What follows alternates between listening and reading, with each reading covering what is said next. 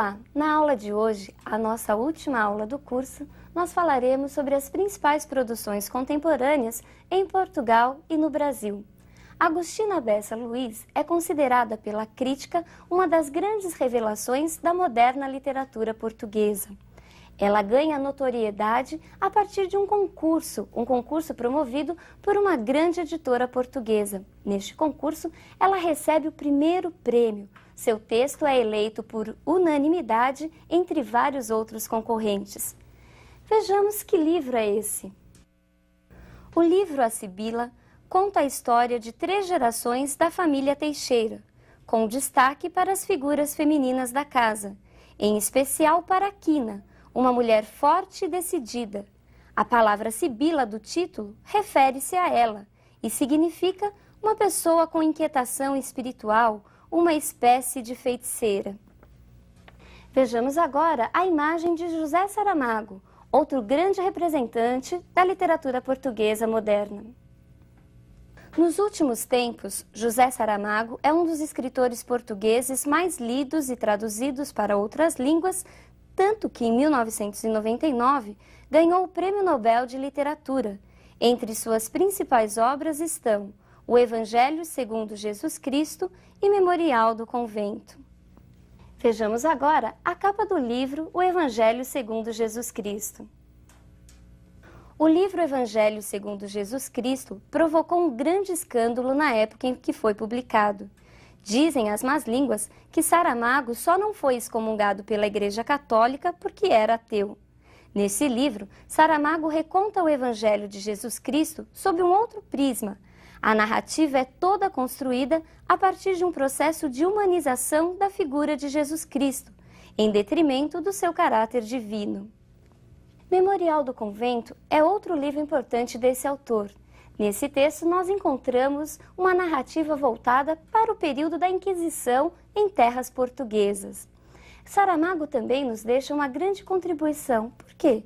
Porque seus textos são marcados por longos parágrafos e por uma linguagem erudita, por vocábulos selecionados a dedo.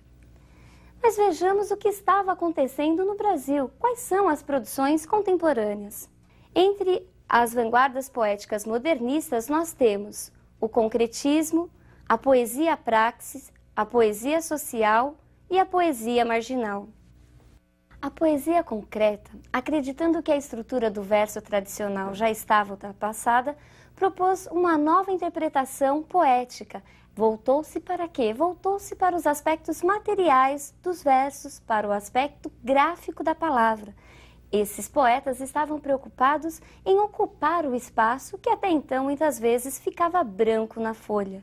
Nessa concepção, a palavra é um objeto, a palavra é tida como uma coisa.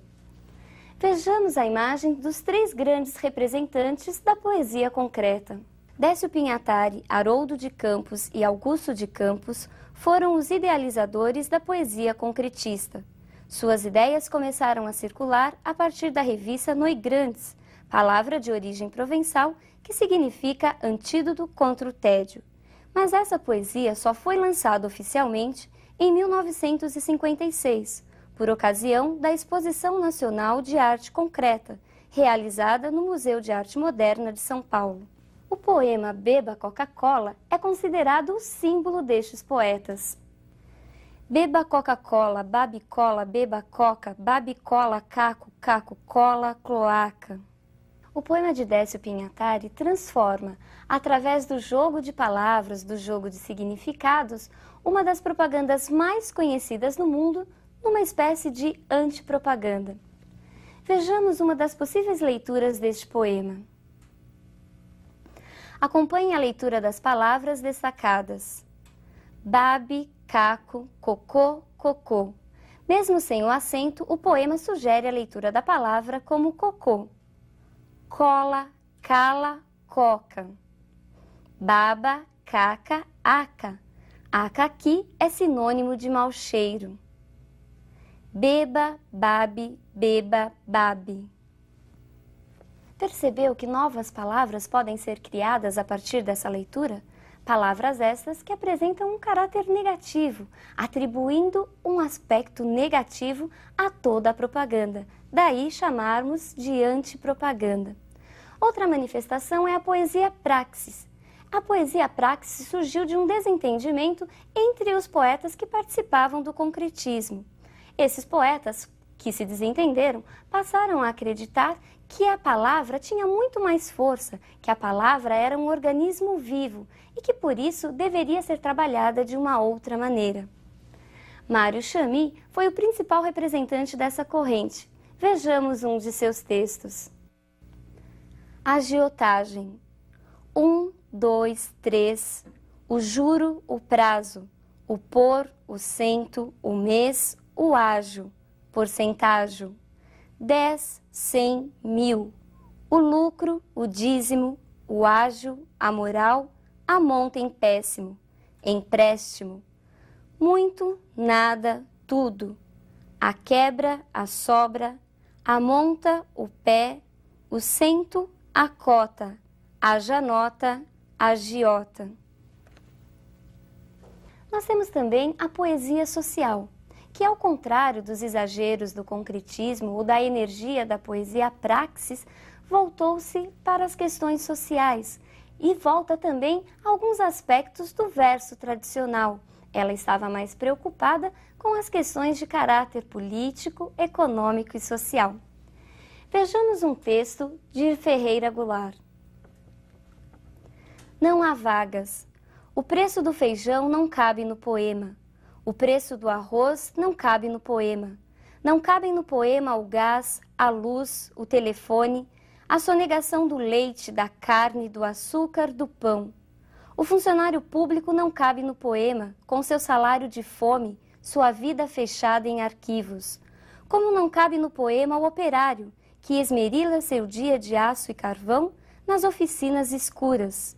Porque o poema, senhores, está fechado, não há vagas, só cabe no poema o homem sem estômago, a mulher de nuvens, a fruta sem preço.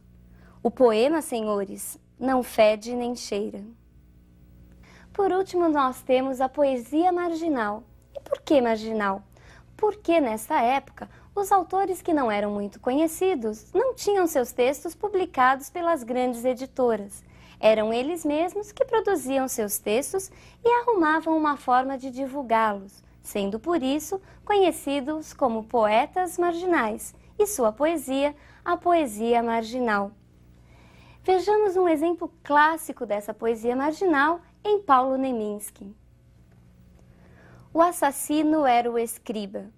Meu professor de análise sintática era do tipo sujeito inexistente. Um pleonasmo, o principal predicado da sua vida, regular com o paradigma da primeira conjugação. Entre uma oração subordinada e um adjunto adverbial, ele não tinha dúvidas, sempre achava um jeito assindético de nos torturar com um aposto. Casou com a regência, foi infeliz, era possessivo como um pronome, e ela era bitransitiva. Tentou ir para os Estados Unidos da América, não deu. Acharam um artigo indefinido em sua bagagem. A interjeição do bigode declinava partículas expletivas, conectivos e agentes da passiva o tempo todo. Um dia, matei-o com um objeto direto na cabeça. Tem que ver se você gostou, né? Realmente ele é um dos prediletos da maior parte dos alunos. Mas, por favor, não faça o mesmo com o seu professor de análise sintática. Bom, brincadeirinhas à parte, vamos nos lembrar do tema da aula de hoje. Hoje nós falamos das produções contemporâneas em Portugal, no primeiro momento. Nós vimos as figuras de Agostina Bessa Luiz e seu livro A Sibila. Vimos também as obras de José Saramago, Prêmio Nobel da Literatura em 1999. São livros de sua autoria, Memorial de um Convento e O Evangelho segundo Jesus Cristo. Depois, nós falamos das vanguardas da poesia moderna. Nós falamos do concretismo, da poesia praxis, que significava ação, energia. Falamos da poesia social e da poesia marginal. Existem também várias outras manifestações em prosa, muitos autores se dedicaram à prosa, às crônicas e até hoje continuam escrevendo. Haja vista a grande quantidade de livros que encontramos nas grandes editoras e também a grande produção que se encontra nos jornais de grande circulação. E hoje, a nossa última aula do curso, nós temos que nos despedir. Mas é importante que você guarde algumas dicas para que durante a prova, durante o exame vestibular, você se saia muito bem. E aqui vão algumas. Não se preocupe em ficar decorando data, marco inicial de um movimento, marco final de outro movimento, principais autores, os que deram início. Não, dificilmente isso irá cair. Geralmente, essas questões históricas acabam aparecendo no próprio enunciado da questão. Preocupe-se mais com as características centrais de cada movimento, com as características dos principais autores. Mas não com essas características de uma maneira isolada. O importante é que você consiga percebê-las no texto. O importante é que você faça a análise literária destes textos. É muito comum, principalmente nos grandes vestibulares, nos mais concorridos, a análise comparativa, quer seja das semelhanças, quer seja das diferenças. Então você pode muito bem ser solicitado a fazer uma aproximação entre Macunaíma, de Mário de Andrade, e o Leonardinho, do livro Memórias de um Sargento de Milícia. E aí, o que você faz? Um é de uma escola, outro é de outra? Mas mesmo pertencendo a movimentos diferentes, eles apresentam algumas semelhanças. É muito comum também que você compare personagens de um mesmo movimento. Isso sim é a literatura viva, é a literatura voltada para a interpretação, para a expressão da realidade.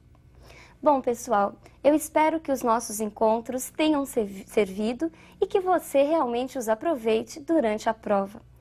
Por hoje é um grande abraço e até, quem sabe, a universidade. Tchau!